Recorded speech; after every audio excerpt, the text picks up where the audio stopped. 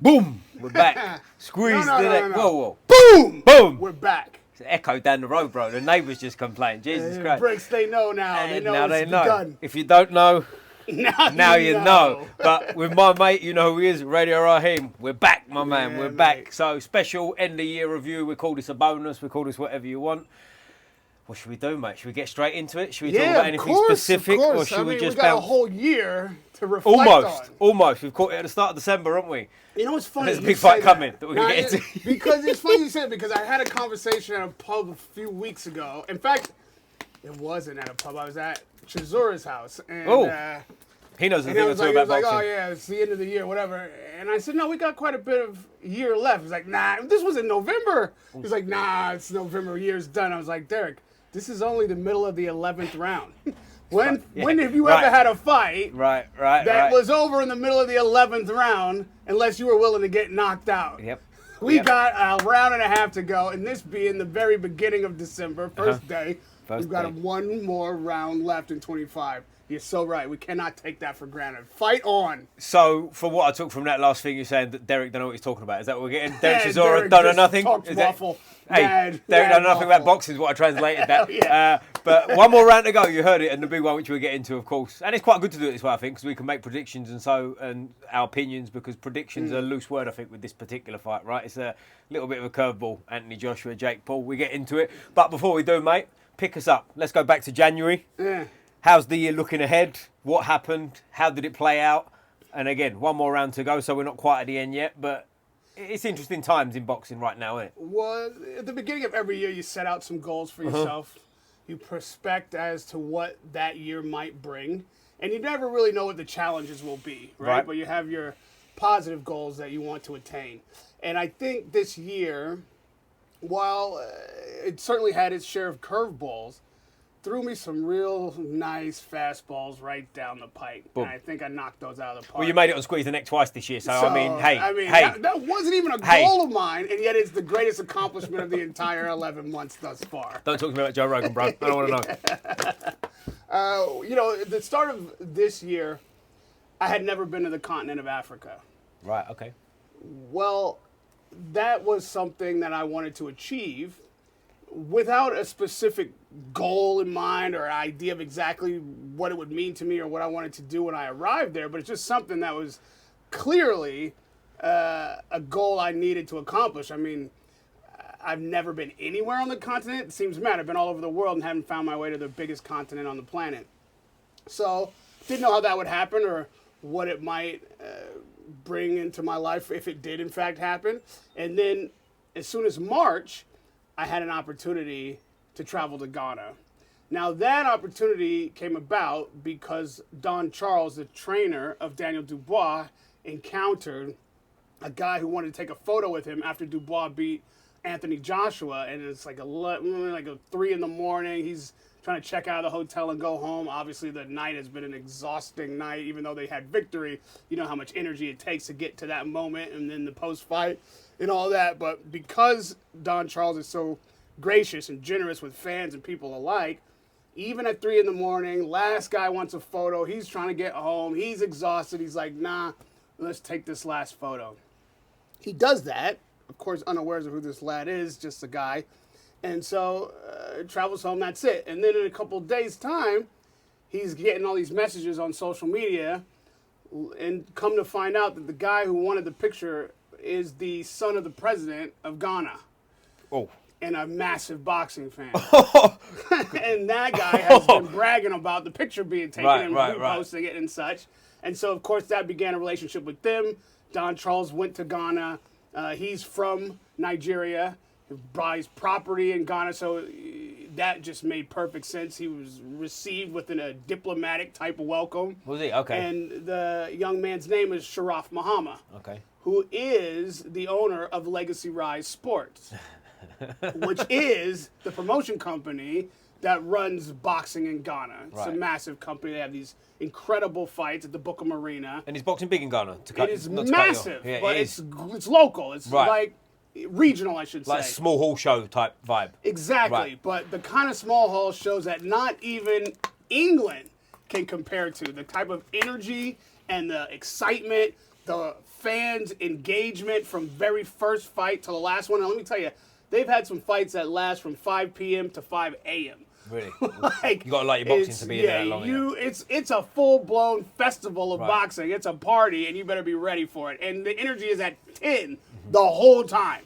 So I went, and I'd never experienced anything like that. You know, I've been to countless, literally I could not count them, the number of boxing matches I've been ringside for, and this was a unique experience. So that alone was like, oh, this already is life-changing.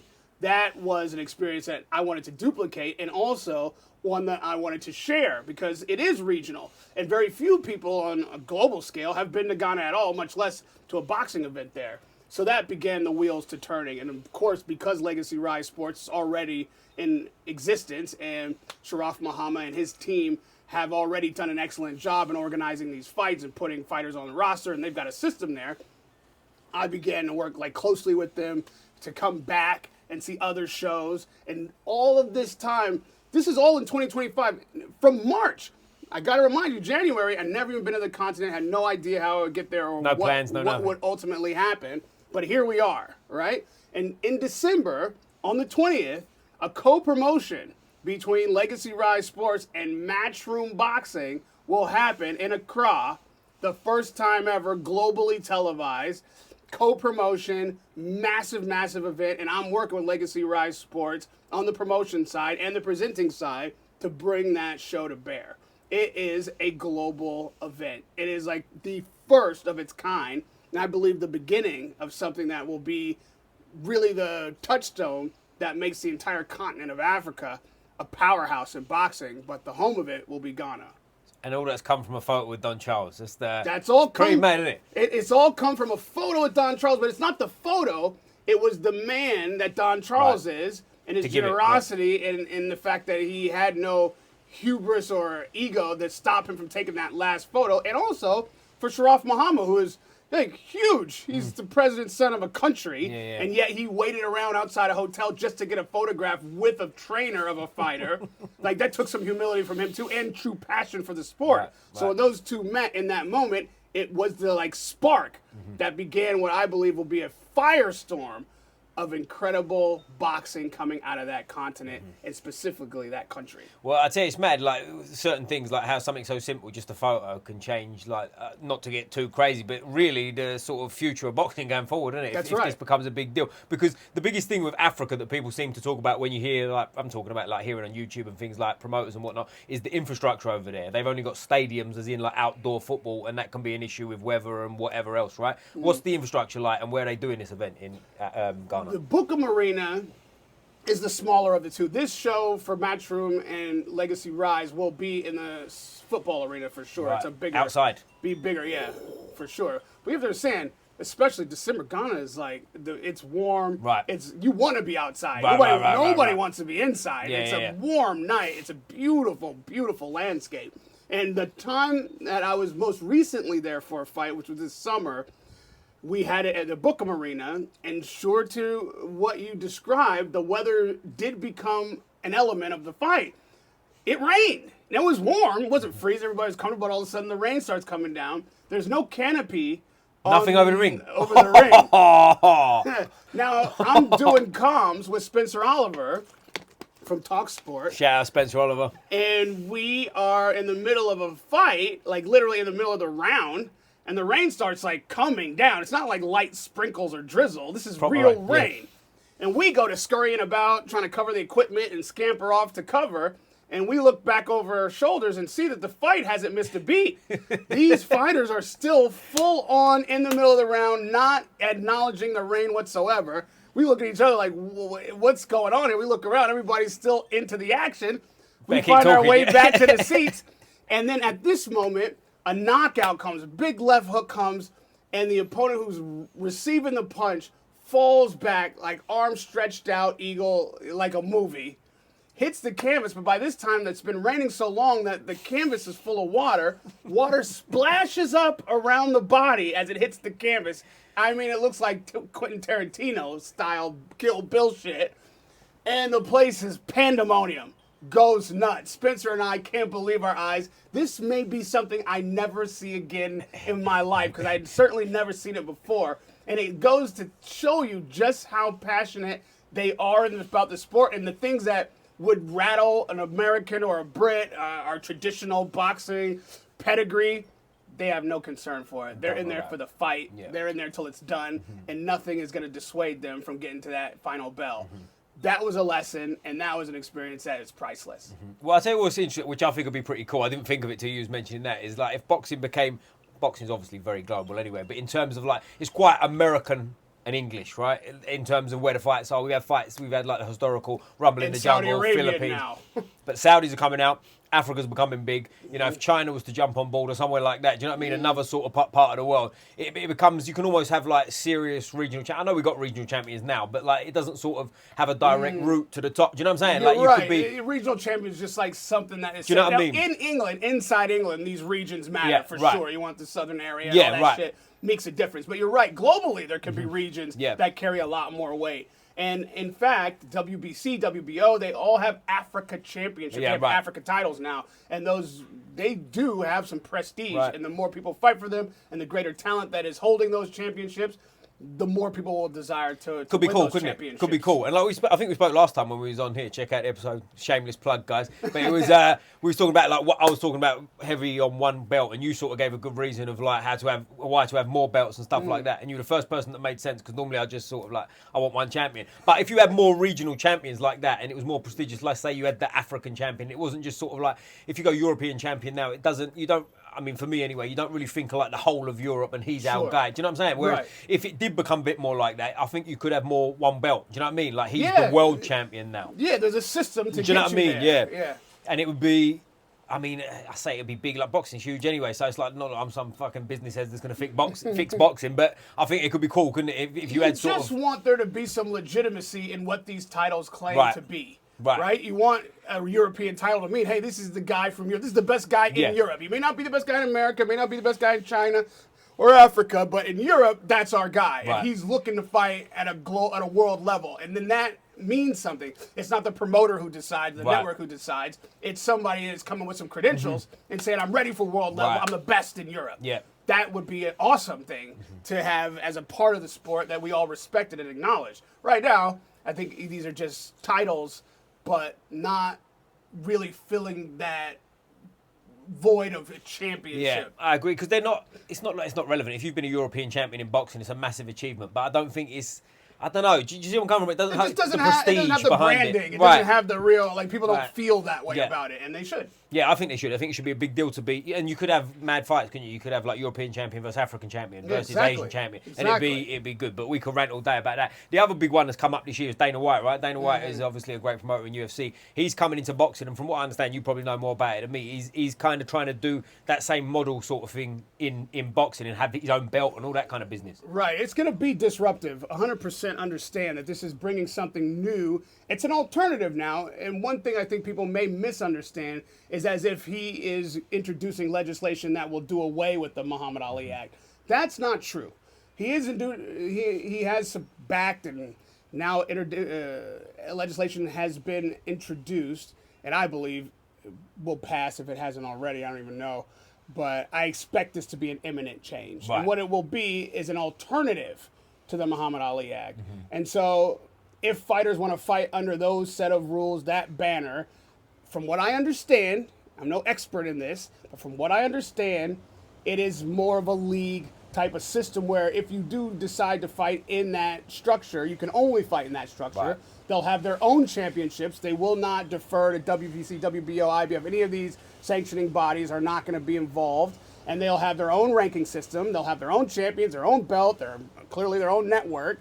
And you'll just fight inside that system, and you won't be able to fight outside that system, which is one of the things that, might deter fighters from wanting to be in the system. You'll never be able to win any of these, historic sanctioning body belts. Right.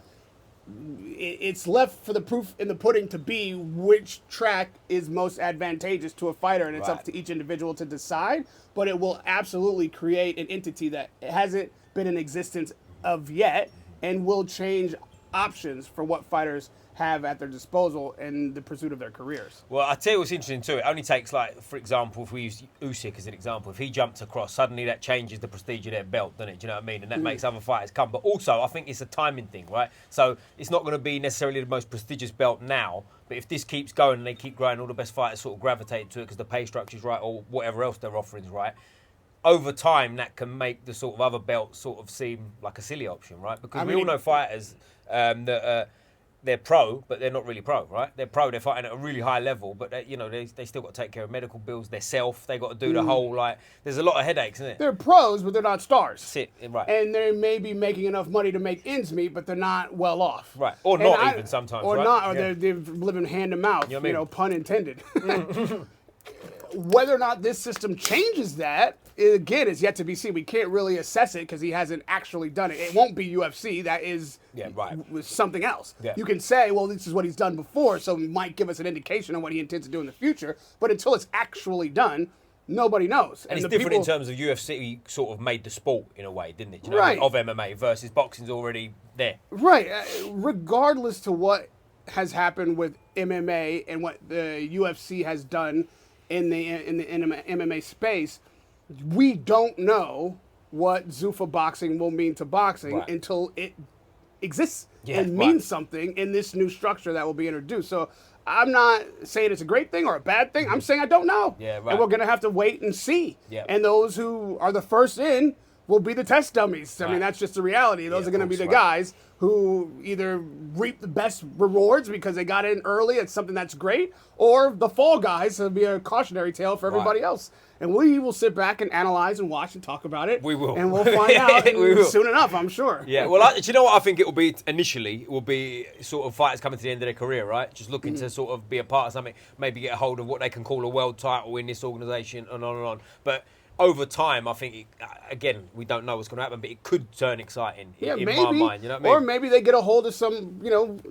young prospect, a guy with a great future, and that's the guy they want to pin the first championship on and let him be the face of the brand. Who knows? Who knows? Either one of those scenarios is very, very possible. Or you get a guy who you think's at the end, who maybe is just coming in trying to get some acknowledgement, get a few checks, and next thing you know, he's in a league where he's dominant, and you create a star where you thought you just had a medium or mediocre type fighter. Anything's possible, but how they run the system is what I'm most interested in finding out again, and we just won't know until they actually do it. No matter what they say, what the naysayers say, or what their promoters say, until I see it, we won't know. We got to see it. And I'll tell you what you touched on there, the Muhammad Ali Act. For people that don't know, Muhammad Ali Act, I've got a basic understanding of it. It's promoter can't be your manager. Is that somewhere along part of it? Sure. Yeah, so maybe you'll explain it better than me. Right, well, that's one element. I think another element that's important is that you're able to audit the books. You're able to see the money that the show brings in. You know how much you're getting paid against what they're making. Okay. And that obviously is a great negotiating tool when you're figuring out your own value. Show's bringing in $100 million and you're making $500. You got something. You got something to say. Yeah. So, Muhammad Ali Act is sort of one of them things that's been there for this whole generation, really, now, right? So everyone that's in boxing, certainly the fighters, it's always been around, at this age, anybody who's in so boxing this has been the normal. So when it came in, I'm sure there was some pushback. So now Dana White, as you said, he's not trying to get rid of it. He's trying to have his own whatever. I don't know the ins and outs of it. But over time, I think the sort of dinosaurs, if you want to call them that, at a sport, they get in the way. They help to a point, but then they've kind of got to get out of the way for the sport to move on to the next level. And I guess watching from the outside, that's Dana White's view on it, right? He's called a few people dinosaurs. Yeah, or the so-called dinosaurs do get out of the way, and the system that's already in place just gets better. There you go. The existing can improve and evolve, and maybe this system that Dana's putting in play will force that evolution. Maybe they needed a fire lit under their ass and somebody to kick them in the backside for competition to make them do a better job so they can attract the talent and keep them out of Dana White's hands. And maybe Dana wins that because they took too long to get it going. Like, I'm looking for the fight. I'm here for the fight. We're here for the fight. Yeah, we're here for the fight. But with the fights that are going on now, like obviously Saudi Arabia had a massive influence, right? So one way or the other, boxing's changing, isn't it? Because we are starting to see these big fights. Like we're talking about Conor Benn and Chris Eubank. They've had 2 fights this year, and it's like that would have never happened 10 years ago, I think. That would have been one of them fights that we sort of spoke about, would have been a fun one. If it did happen, it wouldn't have been a big deal. But now, like, we've had two massive events, which, again, we'll talk about the second one, because I think that to marred be the fair first. to that particular event, though, that fight was made initially without the involvement of Riyadh Season. Right, or but that's what I'm Turki saying. It's Al-Sheikh. like with the competition, like what we was talking about with Dana White, like the same sort of comparison of, because something's out there, things get pushed, don't they? So even the old system, new system, whatever you want to call it, it all sort of, the result's the same. Right, but my point being that the initial fight was made with no involvement from Riyadh Right, oh, Season cool, or sorry, Turki right, yeah, Al-Sheikh. back, we're talking, and the reason that it went off is because of Conor Benn's adverse findings yes, on the I'm drug forgetting test. that, right. And then, after the fact, Turki Al-Sheikh was able to get involved and make that first fight actually happen. Right. Now, here's the thing. That's a good look at how boxing changed, right? Because how big the fight would have been had it not been derailed initially. It was big, certainly not as big as the fight ultimately was when it happened. And I suggest the second fight wasn't nearly as big as the first fight. Right. When it happened, the excitement fell off a cliff. The amount of engagement from people fell off a cliff. The first fight was a perfect show. Entertainment, build-up, fight itself, everything delivered. It was the biggest drama in British boxing, and it permeated around the world. Not with the significance that it did here, but it was a hell of a drama and a great narrative. That was a wrinkle in time. That was a moment that was captured in boxing. They weren't able to duplicate it with the second fight, and it wouldn't have been what it was had it happened initially, but when the fight was originally scheduled. So that just gives you like a trajectory of like, yes, the involvement of Ring Magazine and Turki Al-Sheikh was absolutely fundamental in making that fight what it was. But even that, with all that money, all that attention, all that brilliant promotion and build-up, even that, you couldn't duplicate just a series of months later because it has to be organic. You cannot just commercialize boxing and expect the same returns. You'll get diminishing returns if there's something missing from the authenticity or the core of it. And while that fight in the second time around was authentic, the people got out of the narrative what they wanted. The excitement about the build-up and all of the things that went into the first one simply wasn't there for the second one. And when the fight itself took place, it was a demonstration, really, of what was missing there. Right. And I tell you what, like the first one, when the first one happened, I really didn't want to see the rematch, you know. But then, obviously, as it got closer, listen, I was, fuck, we're in, let's go again. But it's a shame now, isn't it? Because they've kind of, I don't want to be like a Mr. Negative, but they've ruined the first one. But in a way, I think they have a little bit. Do you see where I'm coming from? The first one just stands alone, man. Yeah, I hope so. I don't see this one as ruined. And it wasn't so bad that it ruined something. It's just a demonstration that you cannot just duplicate that because you do it again. That was a thing that happened, and the way it happened is not going to be replicated because it wasn't commercial only. It wasn't just because we can. It actually needed to happen, and everybody involved was just from their core and heart completely engaged in it, and that brought the world to heel, to attention. They were into it. And the second fight, you had all the same fighters, same promoters, same network, same venue. Everything was the same, so why wasn't the energy around it the same? Why didn't the fight perform the same?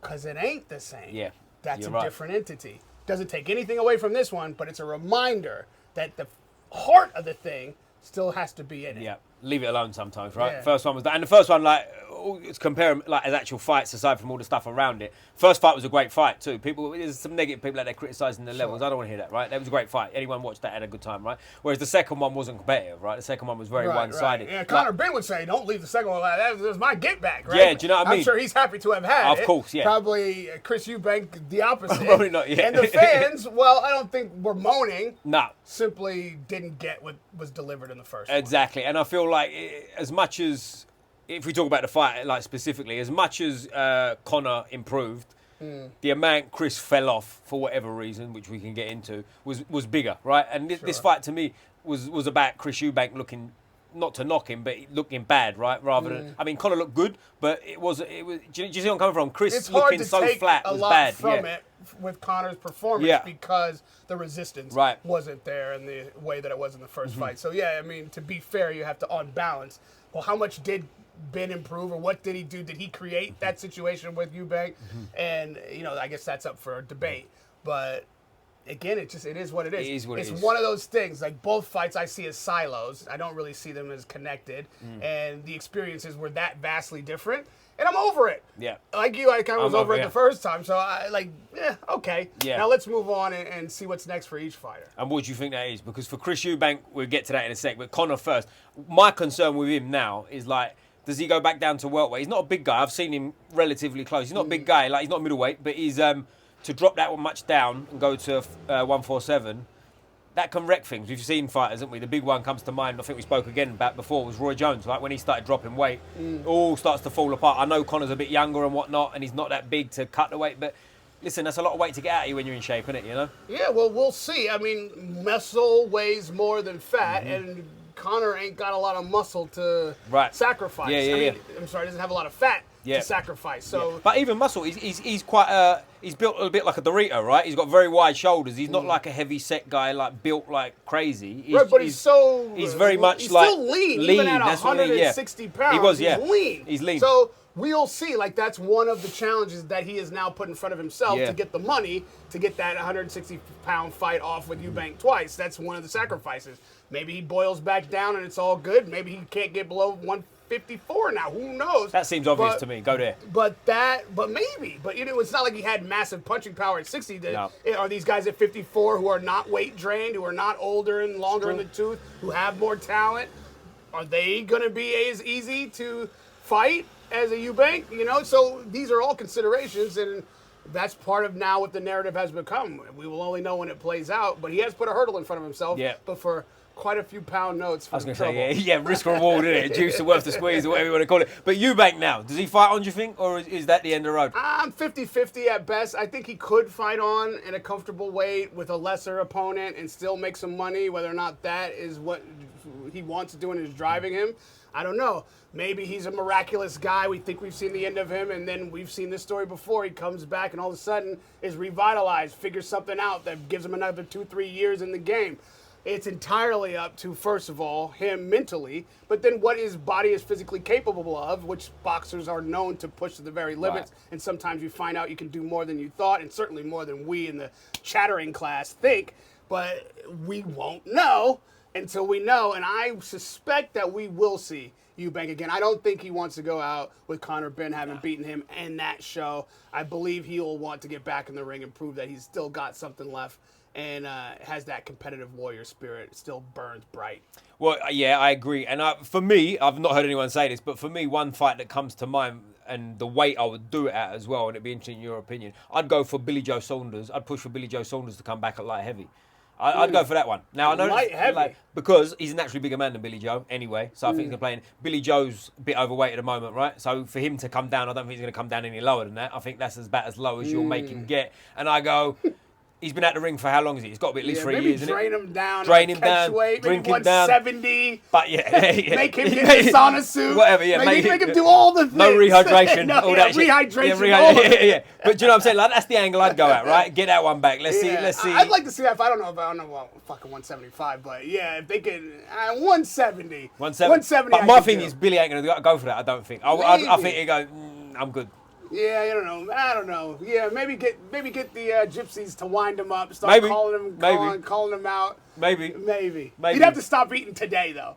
Yesterday. Stop eating now. Don't have breakfast. But I'd watch that, right? Just for the story behind it and whatnot. Because like you've been around fighters, right? Yeah. And middleweight and super middleweight in particular is sort of a division where there's so many different sizes in it, right? Because if you're around like a big super middleweight, for example, versus on not small, but like on the normal sort of size of middleweight, they're so vastly different in frame and size and whatever, even though they're close in actual poundage when they get on the scales anyway. That sort of body frame or that sort of weight around them sort of body frames, they can be vastly different, right? So there's elements of Eubank's big for a middleweight, which is what I think Carl Froch said it, right? If Carl Froch was talking about he's not big enough to fight a super middleweight. But at the end of your career, you want to keep drinking yourself down? To me, you got to sort of look at what's realistic now, right? Yeah, I think that 8 pounds for Eubank is enough to get him back sorted. I think 75 is too much at his age. But I'd only go for that with that one, because I think that's as far as you get him down. Fair, you know what I mean? Fair, yeah. But you're not having that. You're not having my Billy Joe Saunders pick, no? Yeah, just not at 75. Not at 75. I'd make him come down, make him do the work. But have you seen Billy Joe Saunders in person? He's a naturally smaller guy than Eubank, right? He's shorter and stuff. I think. Is he shorter? Yeah. Quite fair amount shorter. Really? Fair amount shorter.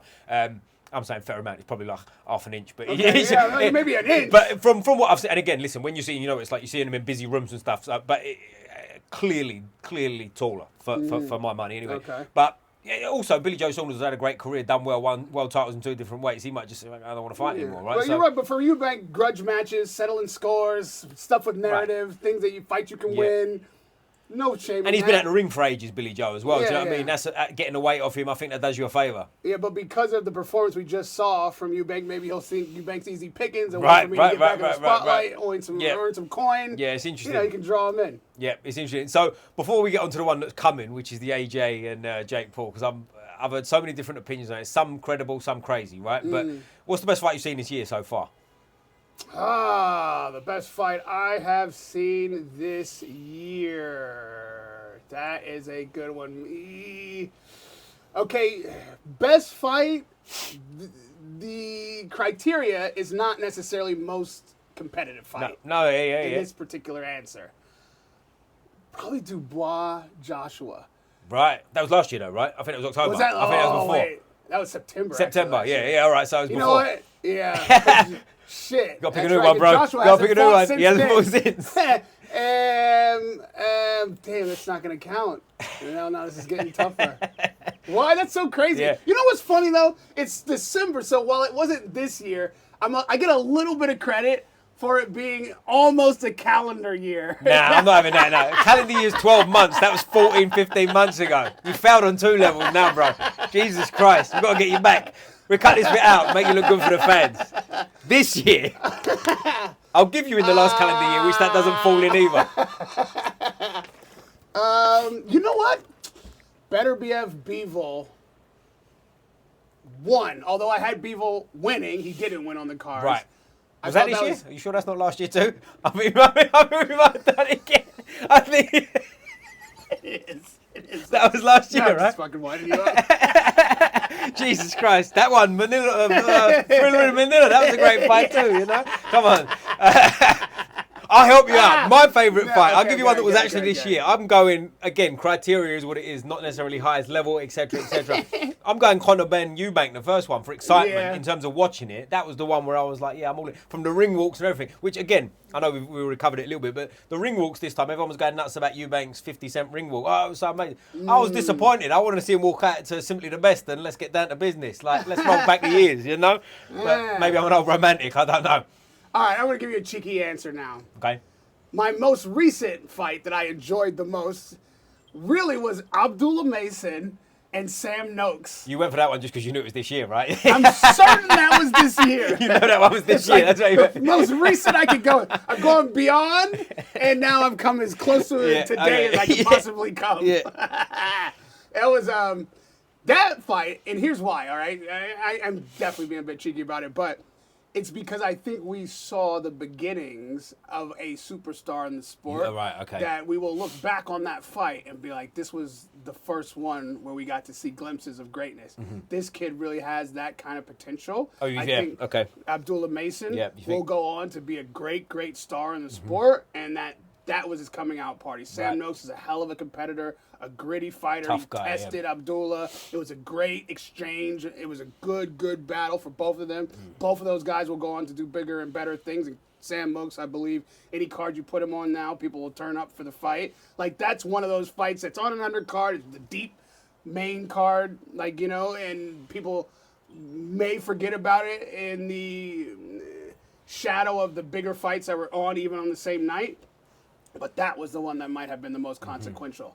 And I think the future will tell that story. Boom, that's interesting. Well, we got him in the right year eventually. You can make your own mind about the pick. To be fair, you got 3 picks out of me. Yeah, I did. But you got last year's and this year's and a swing pick. Yeah, I mean, what more can I do for you, honestly? What more can you do for me? Give me a second to think. We'll figure it out. But like with fighters this year, there's been a few fighters that sort of come up, and there's like Hamza Shiraz that sort of put his name. He had a funny performance last year, didn't he? I think it was last year. It might have been this year. I'm confusing years myself now. But with the draw and whatnot, and then this year he sort of come out and he had a great Edgar Berlanga. I think it was his last fight, right? Smashed it. And then on another card recently was Adam Azim. Looked like he's really going to be what we think he could be. I didn't realize how young he is. Apparently, he's only 22 years old, which is he's a young class coming up. Abdullah Mason, 22 as well.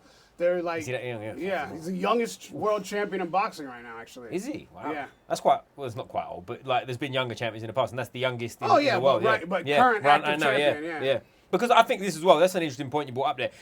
I know 22 is still a kid, really, in the grand scheme of things, but fighters. There was a point recently in the UFC where all the champions were like around the age of, or over 30, I think. Some were over 35, all that kind of stuff. Because nowadays, with the way things are and the way people can look after their bodies and stuff, you've had more time in the sport, right? If you can arrive at, let's say, 32, 34, 36, still in your, okay in your body, that's an advantage to me, right? And less people are doing Olympics. Some people are just ticking right over straight to amateurs, so you're not waiting so long. And the Olympics are scored a bit more like the pros now, aren't they? Right. You know, the round system and stuff. It's not the computer scoring now anymore. There's no headgear. Right. So it all comes round. But let's get to it, man. I've been salivating on this since the start. AJ versus Jake Paul, my man. Tell me. There's only one outcome that makes any sense.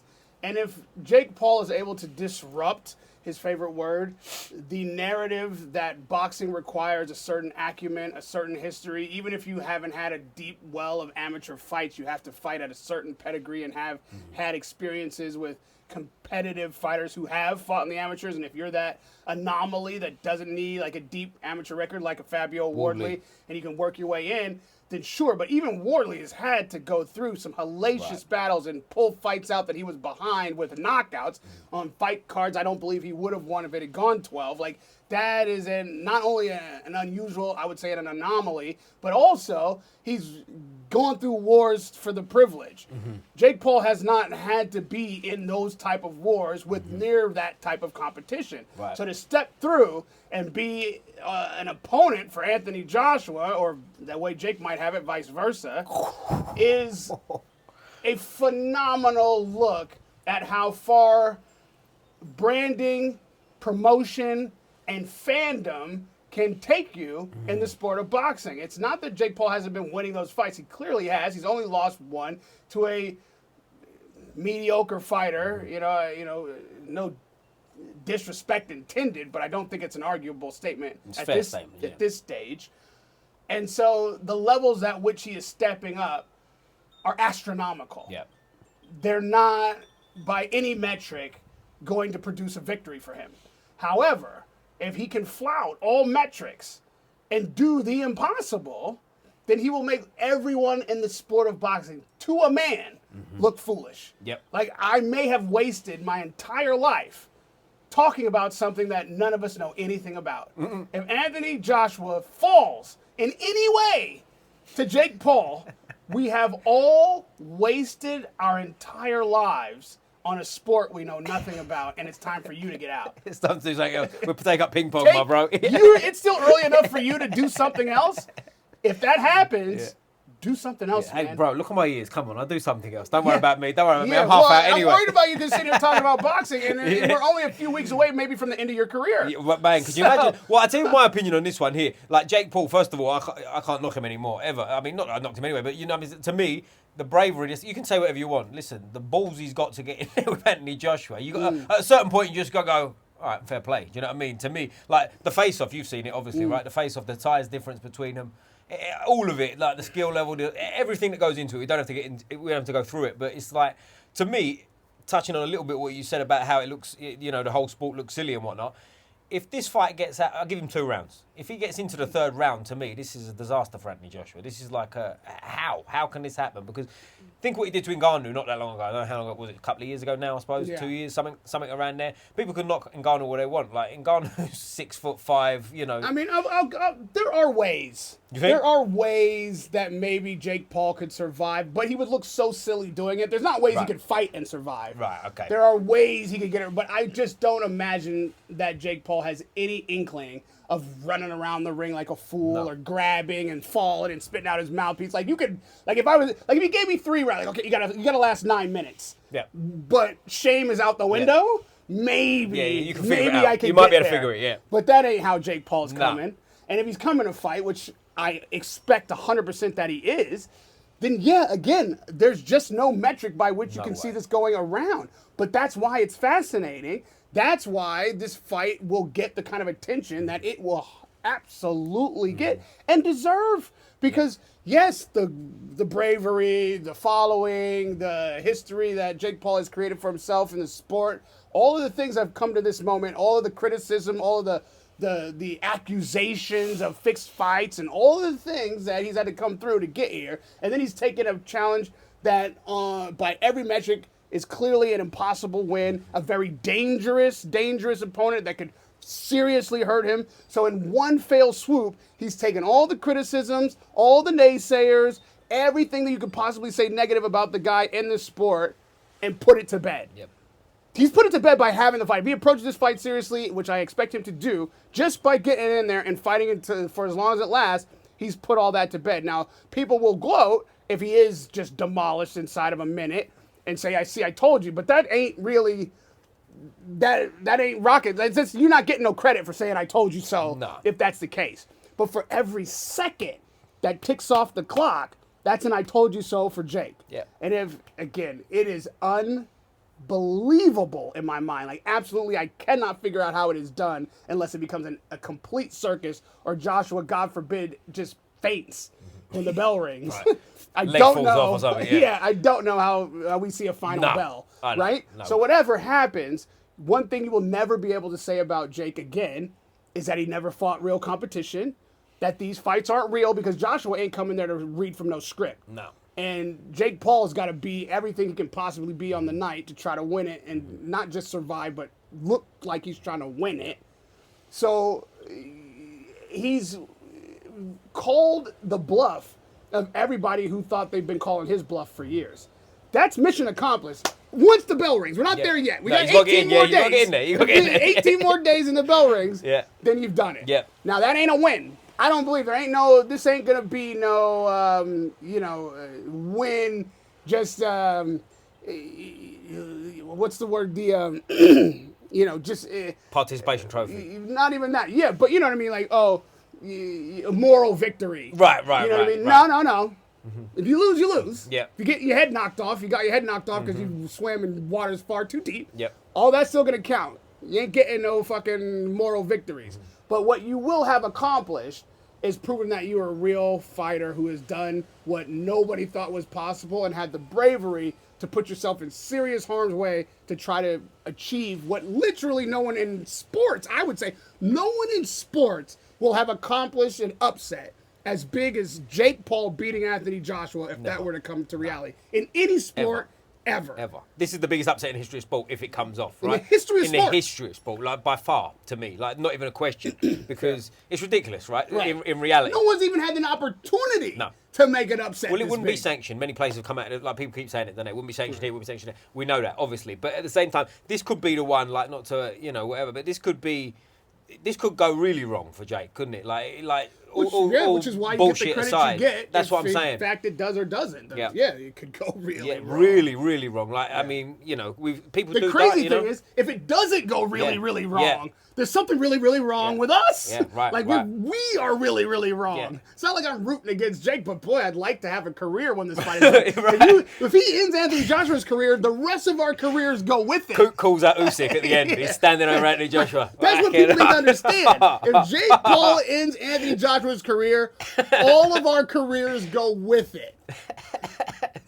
I like your positive vibes, bro. But like, he's are you there for the fight? You're not there for the fight. No, I'm gonna be in Ghana. You're in Ghana. You told me earlier, right? That's right. December 20th, one day after Jake Paul and Anthony Joshua meet in Florida. Can't get a charter flight straight from one to the next. And I'm asking His Excellency. Get there. If Come he on. could just, Come on. Put me on a Come jet. on. I mean, I'm free that day too. If you need like someone to keep you company. I feel like these jets have more than one seat. More than one seat, right? There you go. But reality is, as big as that fight is, and as much attention that it was getting, my heart's in Ghana, man. Like, what is happening there, what the impact that fight will have on the sport, what it means to me personally, there's no place else in the world I'd be. There's no other fight that I would take precedence over that one. Really? It's not that the card is nearly that massive, but it is that big an event in the sport of boxing and what it will mean in history and what the legacy of that fight will be going forward. I think will actually outshine what we see in Miami on the 19th.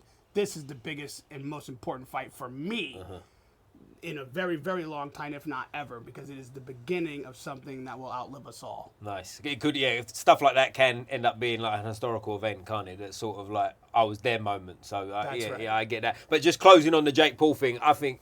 Listen, I'm a big believer. Teddy Roosevelt said it, right? It's not the critic who counts. I believe in that, and I think like I'm going to be watching it, right? Like everyone, I think there's a lot of people knocking it, but they're all going to be watching it. To me, and it's like I want to see what happens, right? Well, we all think we know, but I'll take your Teddy Roosevelt and raise you an Ernest Hemingway. Okay. Whoa. Hemingway said that boxing is the most honest conversation two men can have.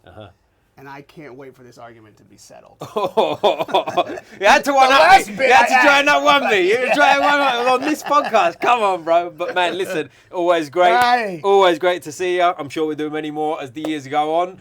Most important question, I know the answer. There was a big game yesterday. Which football team do you support?